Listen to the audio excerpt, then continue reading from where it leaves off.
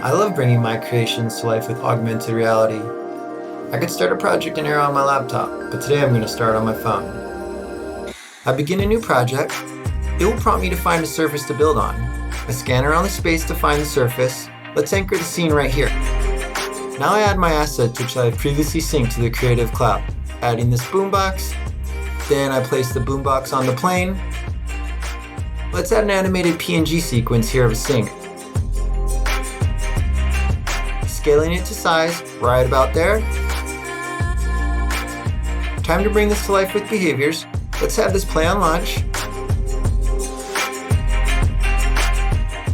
And play in an infinite loop. Next up, adding the actual singing. So I bring in the audio clip that will play upon launch. I have this file on my phone. Adding the behavior the same as before. Checking my work, looking good. Let's see if my friends approve. I have two options to create an Aero link or a QR code to share. I'll text my friends this link.